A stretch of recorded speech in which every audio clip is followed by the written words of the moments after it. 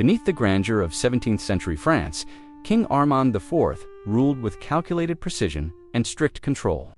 Hidden beneath his palace were secret dungeons where prisoners faced a unique and terrifying punishment known as the drowning clock. In this story, we explore the rise and reign of King Armand IV, the design and operation of his flooded cellars, and the deadly consequences faced by those trapped within. From political intrigue to engineered torture, this is a glimpse into a dark chapter of royal authority. Guys, can you help me to hit 1,000 subscribers on this channel? And it's my dream? Sorry for interruption. It's humble request. Let's jump into the video. King Armand IV ascended to the throne of France in the early 17th century following the death of his father. Louis III, his succession was unchallenged due to strong alliances within the court and support from influential noble families. Born in 1598, Armand had been educated in statecraft and military strategy from a young age. Tutors focused on diplomacy, law, and administration, preparing him for the responsibilities of monarchy. His early reign concentrated on stabilizing the kingdom after years of regional unrest. Feudal disputes and small-scale rebellions required careful negotiation with local lords to ensure loyalty to the crown. Armand IV invested heavily in the military, creating professional regiments to replace mercenary forces. This allowed more predictable control over the territories and improved defense against external threats. In addition to military reforms, he reorganized tax collection to increase state revenue. The system required precise records of agricultural production and trade, allowing the crown to plan expenditures more efficiently. Armand emphasized centralization of authority. Regional governors were increasingly accountable to the king rather than independent local councils. This strengthened royal oversight across the kingdom. The king also focused on judicial reforms, standardizing punishments and codifying laws. Courts were monitored to ensure that noble influence did not override legal principles. Religious policy was an important aspect of Armand IV's reign. He maintained alliances with the Catholic Church while tolerating limited Protestant practices to reduce civil conflict. He encouraged the growth of cities by granting charters and privileges. Urban centers became hubs for trade and crafts, contributing to economic stability. Diplomacy with neighboring kingdoms was handled personally by Armand IV during the early years of his reign. He prioritized marriages and treaties that could secure long-term peace. The king's court reflected both opulence and discipline. Ceremonial duties were meticulously scheduled to maintain order and demonstrate royal authority. Education and culture flourished under his patronage. Scholars, architects, and artists received royal support, creating an environment of intellectual and artistic development. Armand IV maintained close oversight of infrastructure projects, including roads and bridges, improved transportation, facilitated trade, and military mobility. The king's advisors included ministers specialized in finance, military affairs, and diplomacy. Their expertise allowed him to make informed decisions regarding state affairs. Armand IV took interest in agricultural policies to prevent famine. Crop rotation and storage initiatives were promoted in consultation with local landowners.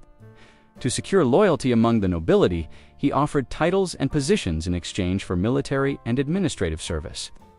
This system created incentives aligned with royal authority. The monarch personally reviewed reports from border regions to anticipate threats from neighboring states.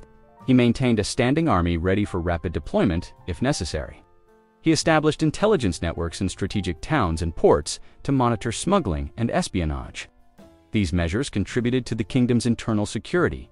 The king's approach to governance balanced tradition with practical innovation. While respecting established customs, he introduced reforms that improved efficiency and accountability. Armand IV's reign saw relative domestic stability compared to previous decades. The consolidation of power and careful diplomacy reduced the likelihood of internal revolt. Economic policies encouraged both agriculture and early manufacturing. Investments in mills, forges, and workshops increased productivity and trade surplus. He promoted standardized weights and measures to simplify commerce and reduce disputes between merchants. This policy strengthened market confidence. Armand IV also focused on naval strength. Shipbuilding programs in coastal cities expanded France's maritime capabilities for trade and defense. His public works included the maintenance of fortifications along borders and strategic river crossings. These projects reinforced national security and allowed rapid troop movement. The king's personal health was monitored closely. Physicians in the royal court tracked diet, exercise, and early treatments to ensure he could fulfill his duties. Despite his administrative focus, Armand IV maintained ceremonial duties, including annual parades and court festivals. These events reinforced his presence and authority among subjects. He sought to reduce corruption in local governments through inspections and audits. Officials who failed to comply faced fines or removal from office. The royal treasury benefited from trade tariffs and controlled markets. Revenues were allocated to both infrastructure and the maintenance of the royal household. Armand IV commissioned works that reflected the glory of the crown, including chateau gardens and public buildings. These constructions symbolized centralized power and cultural refinement. He promoted skilled artisans by granting guild privileges and protection. Craftsmen received incentives to train apprentices and maintain quality standards. The king maintained correspondence with foreign rulers, emphasizing alliances and the exchange of knowledge regarding governance and military practices. He regulated the production and sale of luxury goods to support state revenue, while ensuring that such markets were not dominated by monopolies. Armand IV personally attended important court sessions, resolving disputes and reinforcing his image as an involved and capable monarch. The king's foreign policy included careful engagement with both the Holy Roman Empire and Spain. Strategic marriages and limited military expeditions were preferred over open conflict. Religious institutions were supervised to ensure loyalty and proper administration of lands. This included oversight of monasteries and cathedral chapters. Armand IV maintained archives of administrative records, military reports, and treaties. These served as references for decision-making and historical documentation. Public ceremonies were meticulously recorded and codified. This helped maintain uniformity across provinces and reinforce the authority of the monarchy. The king relied on a combination of personal observation, trusted advisors, and institutional checks to govern effectively. This approach reduced reliance on any single official. He promoted literacy among officials and clerks to ensure efficient administration. Record-keeping was emphasized as a critical component of governance. Military campaigns were carefully planned to minimize loss and expense. Strategic sieges and negotiations often replaced outright combat when possible. Armand IV's reign emphasized long-term stability over immediate conquest. Consolidation of internal power was prioritized before engaging in large-scale foreign conflicts. He maintained personal libraries containing works on law, history, and philosophy. Access to these texts allowed him to make informed policy decisions. The king's reign is noted for structured administration, economic growth, and controlled expansion. His policies set a foundation for future monarchs to build upon. Armand IV's attention to law, finance, military organization, and cultural patronage marked a period of deliberate governance. His methods reflected a combination of inherited authority and practical reform. Despite his centralizing policies, he maintained channels of communication with regional governors and local councils. This balance ensured both oversight and cooperation. Armand IV's reign continued steadily, avoiding major upheavals in the early decades. His focus on infrastructure, taxation, and military readiness contributed to long-term state stability. Through careful planning, disciplined governance, and strategic alliances, the king consolidated power effectively. France experienced relative peace and economic growth during this period. His administrative style combined traditional monarchy with systematic reforms. These reforms were designed to strengthen the crown's authority while maintaining societal order. The king's policies extended to border management, resource allocation, and oversight of provincial magistrates. Each initiative aimed at reinforcing centralized control. Armand IV invested in scientific observation and early engineering projects to improve agricultural output and infrastructure. Innovations were encouraged when they served practical state purposes. His reign was characterized by meticulous organization, legal codification, and the careful balance of noble, clerical, and royal interests. This approach minimized dissent and maximized control. The king maintained strict protocols for court behavior and ceremony. These protocols reinforced hierarchy and emphasized loyalty to the monarchy. He personally reviewed appointments and promotions within the military and civil service to ensure competency and allegiance. Economic regulations were enforced to prevent exploitation and maintain fairness in trade. The crown monitored key markets and agricultural output. Armand IV's interest in cultural and scientific advancement complemented his administrative reforms. He supported scholars, engineers, and artists who contributed to state prestige. Diplomatic channels remained active, with frequent embassies and correspondence ensuring that France remained informed of regional developments. The king's reign, focused on order, efficiency, and consolidation, laid the groundwork for administrative stability. France emerged as a more centralized state under his rule. Armand IV's approach to monarchy emphasized discipline, strategic alliances, and practical reforms. His careful management of military, finance, and legal structures maintained authority across the kingdom. Beneath the royal palace, secret dungeons were constructed during King Armand IV's reign. These underground chambers were designed to be hidden from public view and from most of the court. The cellars were reinforced with stone walls and equipped with mechanisms that could fill rooms with water. Guards controlled the flow through concealed valves and sluices. Each dungeon contained multiple cells. Prisoners were placed individually, with no knowledge of the water levels or timing of the floods. The purpose of these cells was to maintain fear and obedience. They served as punishment for rebels, traitors, or anyone accused of disloyalty to the crown. Water entered the dungeons slowly. The rate could be adjusted by the guards, making it difficult for prisoners to anticipate how quickly the room would fill. Air vents were strategically placed to allow brief breathing. However, these vents could be sealed at any moment, leaving prisoners vulnerable to drowning. The cells were small, limiting movement. Prisoners could not easily escape the rising water, which increased stress and accelerated exhaustion. Guards were trained to operate the flooding mechanisms quietly. Their control over the water levels ensured unpredictability, intensifying the prisoners' fear. The design of the dungeons included hidden observation points. Officers could monitor prisoners without being seen, noting their reactions and endurance. Prisoners often had no knowledge of the elapsed time. A single cell could take hours to fill entirely or remain partially flooded, creating uncertainty. The drowning clock became synonymous with this method. Its name reflected the combination of controlled timing and the inevitability of water reaching the prisoner. Punishments were not uniform. Some cells flooded only partially, leaving victims soaked and weakened. Others reached full submersion, resulting in death within minutes. Those who survived were often traumatized. Exposure to partial flooding caused long-term physical and psychological effects. Prisoners were sometimes kept in the flooded cells for multiple cycles.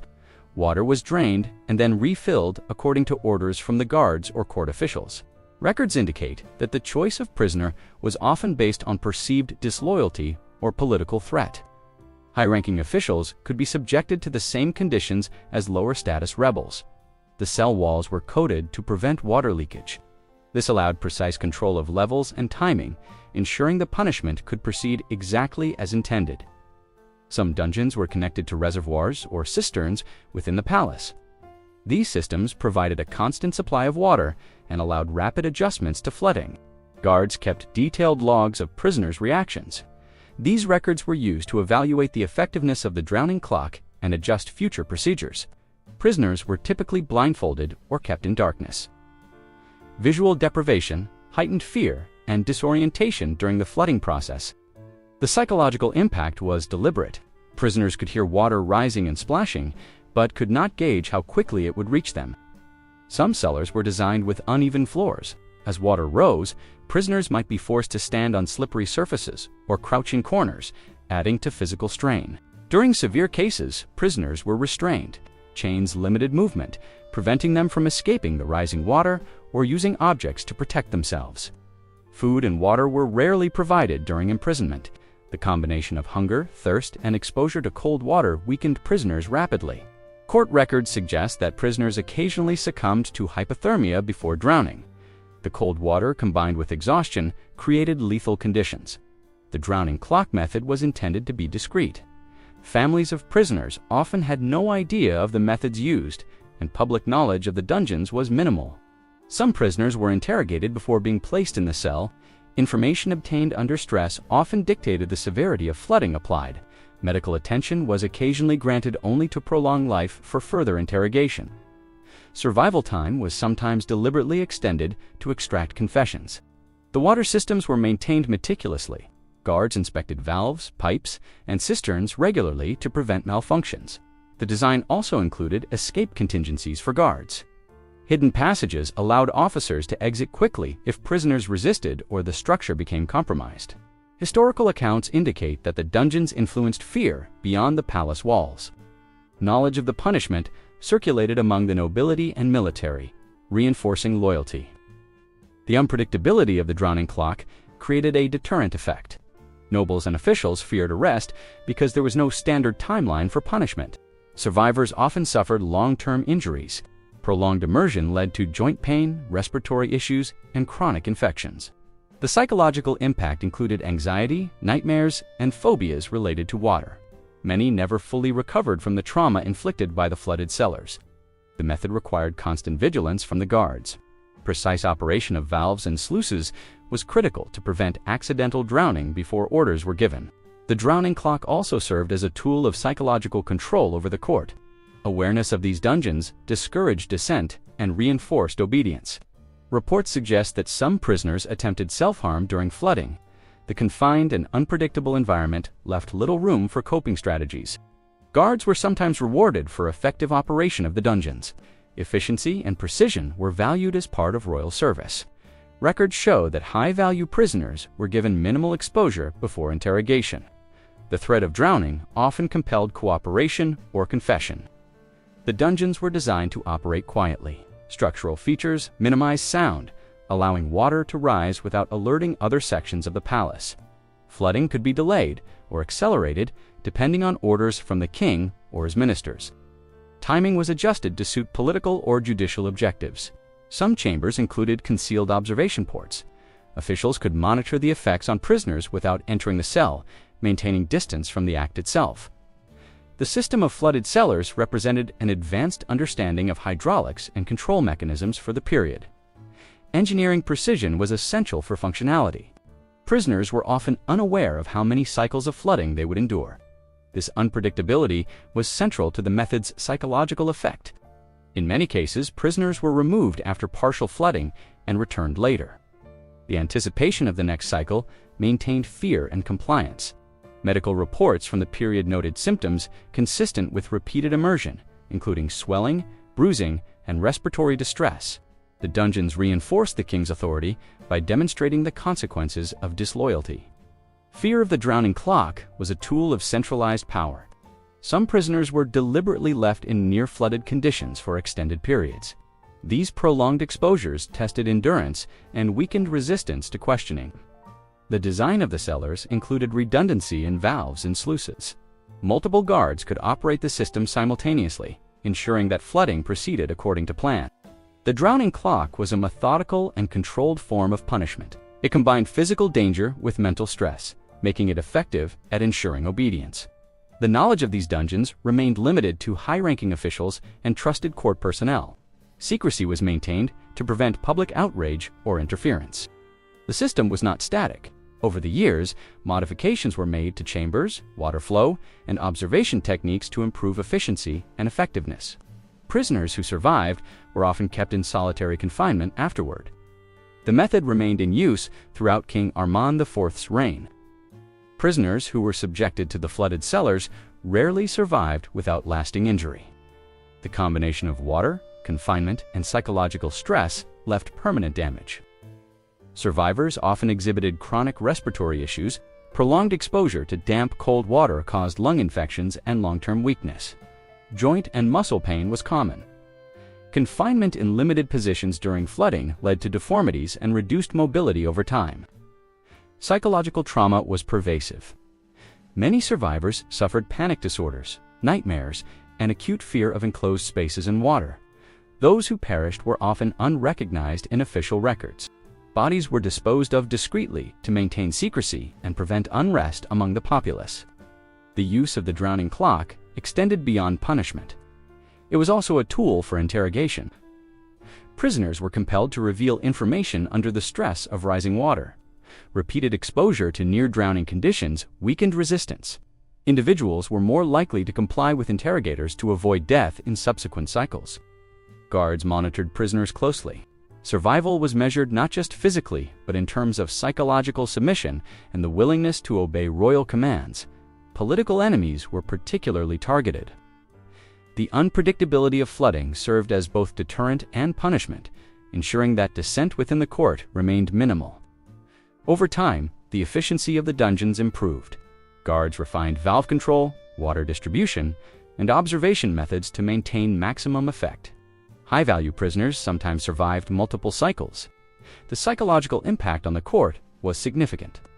Awareness of the drowning clock reinforced loyalty among officials and discouraged conspiracies or rebellion. Some prisoners attempted self-rescue or resistance during flooding, but structural design and restraints prevented meaningful action. Escape was virtually impossible. Medical intervention was limited to prolonging interrogation or survival. Any aid was calculated to maximize the effectiveness of the punishment. The flooding cycles demonstrated control over life and death. Prisoners' lives depended entirely on the precision and decisions of guards under royal command. Accounts suggest that rumors of the dungeons spread beyond the palace. Fear extended to local nobility and military officials, consolidating Armand IV's authority. The physical and emotional toll contributed to high mortality. Even those who survived for days or weeks often succumbed to illness or injury afterward. The method became an institutionalized component of punishment during Armand IV's reign. Its use reinforced the king's image as a ruler who maintained strict control. Over the decades, the flooded cellars remained operational. Modifications ensured continued secrecy, adaptability, and efficiency in punishment. By the end of the king's reign, the drowning clock had affected dozens of prisoners. Each case served as a demonstration of state power and deterrence.